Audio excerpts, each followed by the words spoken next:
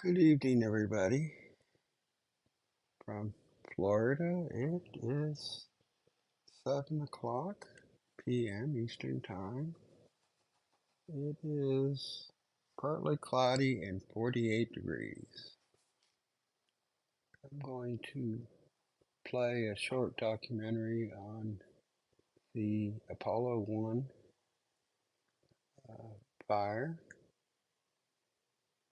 that happened on January 27th, 1967. In the photo there's on the left is Gus Grissom.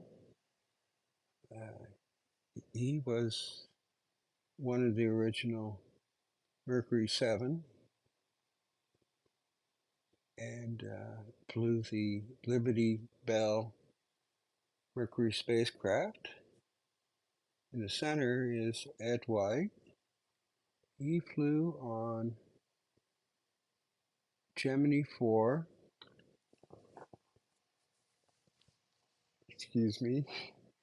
and was the first U.S. man to walk in space. And on the far right is Roger Chafee. This is his maiden flight. So let's go ahead and play the video here.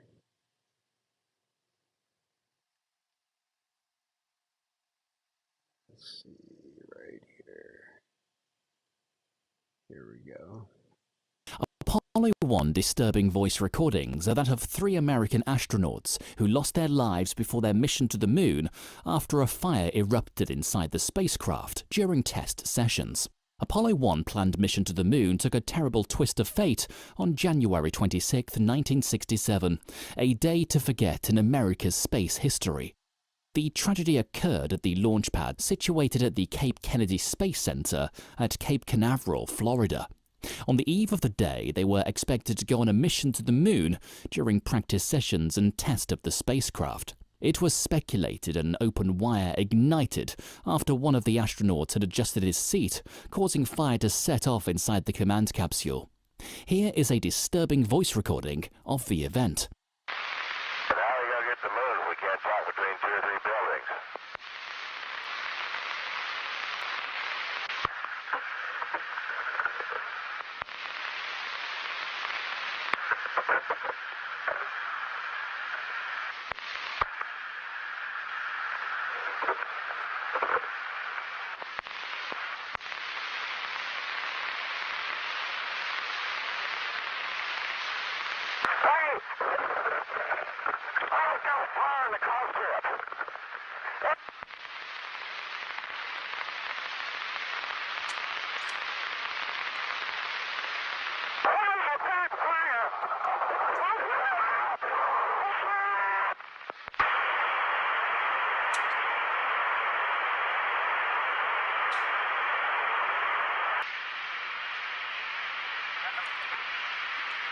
Hey, crew, can you egress at this time? Confirm it.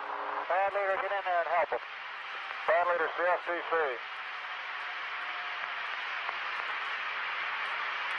All right, crew, did we get verification? Can you egress at this time?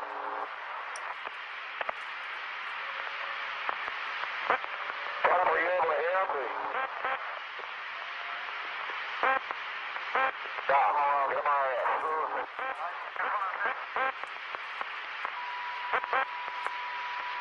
Buzz, can you read us?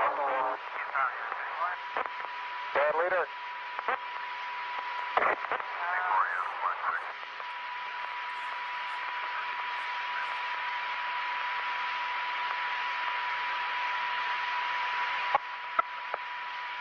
Can you get him out of this?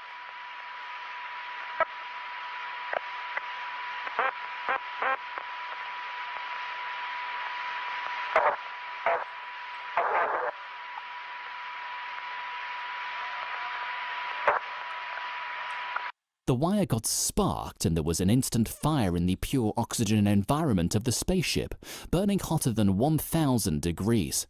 The fire raged, killing all crew members aboard the Apollo, which consisted of astronauts Gus Grissom, command pilot, Ed White, senior pilot, Roger Chafee, pilot, within 17 seconds. Gus Grissom, command pilot, was born on April 3, 1926, in Mitchell, Indiana, attended Purdue University in 1950, earning a degree in mechanical engineering. He had plenty of space-time experience as he had flown a two-person flight, Gemini 3, and also America's last suborbital flight. Ed White, senior pilot, born on the 14th of November 1930, San Antonio, Texas, earned a BSc from the U.S. Military Academy at West Point in 1952. White had plenty of space experience as he was a pilot of a past mission, Gemini 4, in which he became the first American to walk in space. Chafee, born on the 15th of February 1935 in Grand Rapids, Michigan, was training for his first ever space flight, having earned a BSc in Aeronautical Engineering from Purdue University in 1957. The crew had spent more time than expected inside the command capsule as a result of communication system problems. The disturbing voice recordings were that of 3 astronauts and their final moments inside the command capsule. The fire outbreak inside Apollo 1. There were planned testing and practice sessions inside the spacecraft before its mission to the Moon. Tests were to be carried out to ascertain the spacecraft's capability during a simulated launch, and it was during this test that tragedy struck. The test had been scheduled for 12:55 GMT on that fateful day, and the group of astronauts aboard Apollo for the test were led by Grissom, command pilot. The first phase of the system test had been completed before the crew ventured inside the capsule for another round of test at exactly 1800 GMT. While inside the capsule, the command pilot, Grissom, detected an unusual smell in the spacecraft environmental control system suit oxygen loop, and the countdown was paused. Samples of the air were taken and nothing was found or believed to be the cause of the unusual smell, though it was later proved not to be the cause of the fire during the investigation of the tragedy. A few minutes later, the countdown was resumed at exactly 1942 GMT, with hatch installation being started at exactly 1945 GMT. The crew encountered communication problems, a particular live microphone that refused to be turned off. The test entered a T-10 minute hold while the communication systems were attended and worked on. Grissom could be heard complaining to the ground control about the communication system. He questioned the possibility of the crew being able to communicate while on the Moon if they can't do that here between 2 or 3 buildings. Despite the communication difficulties, the crew proceeded with the final countdown functions, managing the poor communication system. During this time, no report of a fire, the entire system had been working perfectly, and the communication system had been troubleshooted. Nothing was heard from the spacecraft until the onset of the fire, only indications of movements from the crew members. Before the fire outbreak, an increase in oxygen flow rate was recorded, showing a gradual rise at exactly 23:30:24 GMT, before reaching its limit of the sensor at exactly 23:30:59 GMT. By 23:30:54 GMT, an increase in AC bus 2 voltage was recorded, and in 8 seconds there was an emergency call of fire inside the capsule. At exactly 23:31:04 GMT, one of the crew members believed to be Grissom screamed some words believed to be "fire, hay or break." Another member of the crew screamed, "We have fire in the command module," and nothing was heard in a few seconds before a follow-up voice was heard. The voice was heard saying, "I'm reporting a bad fire. We are burning up. I'm getting out. Get us out." And screams were heard in the background before the transmission went silent. Movements were detected in the command module, believed to be that of the crew members taking emergency procedures. Emergency personnel on the ground responded to the emergency call and proceeded to a white room closer to the entrance of the hatch, where the crew would use an escape route. The fire inside the module spread at an alarming rate as a result of pure oxygen, causing the pressure to rise.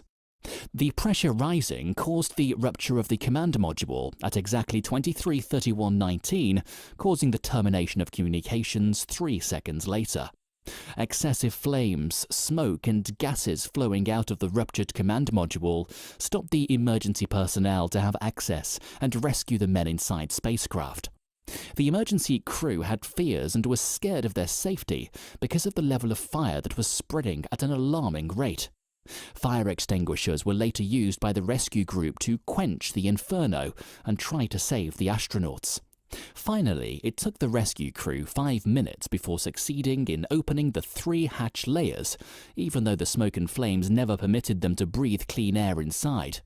They had to go on and off the hatch, trying to breathe fresh air and also trying their best to save the men inside. They were finally able to find the men after the smoke had cleared. The 3 men were found in different positions right inside the command module and dead. The bodies proved difficult to be removed from the command capsule as a result of fire burning and melting their suits. Command pilot Grissom was found on the floor of the spacecraft, Ed White was found lying sideways just below the hatch, and Chafee was found on the seat. It was believed White had tried to open the latch but failed as a result of the pressure during the fire. Chafee was seated because of emergency communication procedures until the hatch was opened by White. It took the rescue team approximately 90 minutes to remove the bodies from the command capsule. Cause of death of the astronauts. An investigation ensured into the cause of the tragedy that led to the death of the very best American astronauts at the time. All men had studied in prestigious universities, had great degrees and experience in the space industry.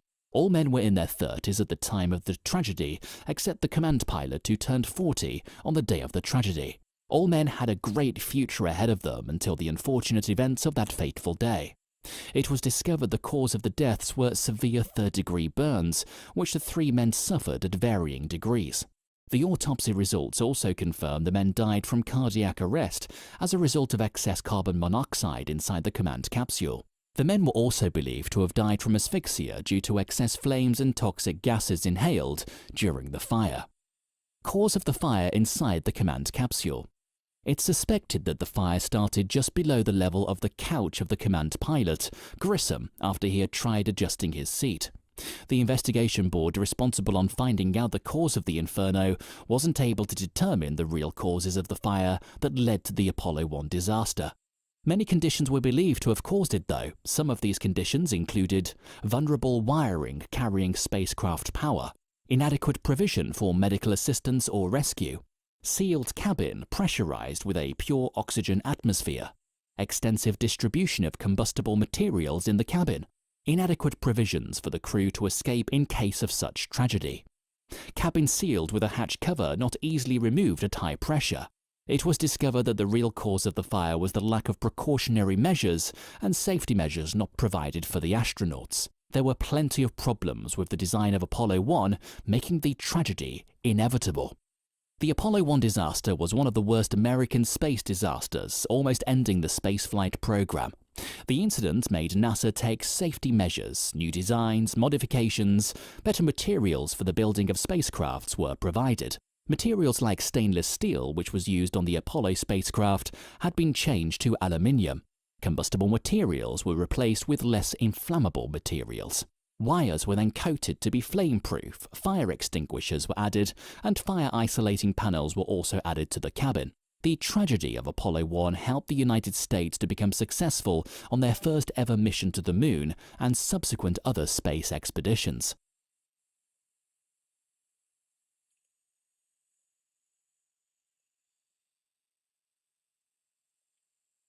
What a tragedy. I was 13 years old at the time.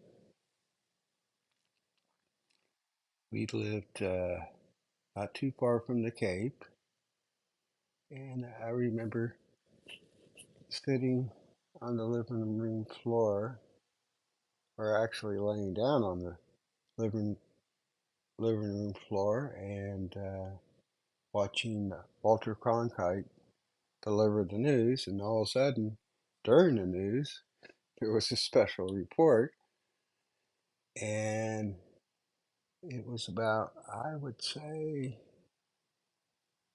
within 10 minutes of the fire, and Walter Cronkite came on, and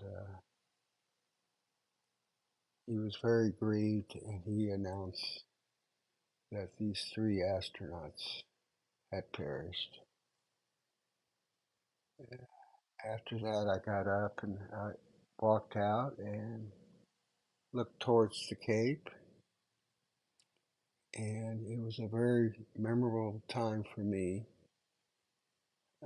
as a young teenager. And every year I do remember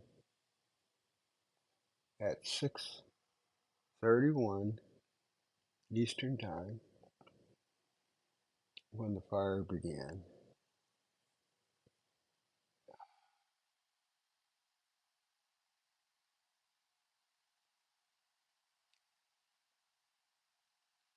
I'm even kind of little teary-eyed just watching this. It just reminds me of my youth. What a sad thing to happen. Now Gus Grissom on the left, he is reported to have probably been chosen the first man to walk on the moon. And more than likely he would have been the first man on the moon in '69. But as faith has it, that never took place.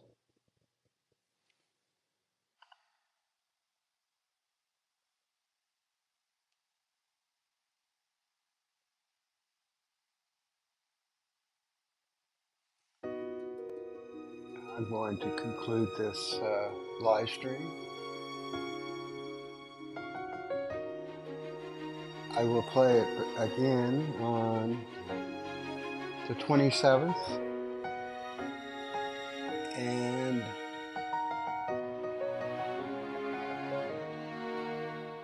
on January 28th, 1988. That's when the Challenger exploded. I'll put something together for the Challenger. But for now, you all have a blessed night and a blissful week.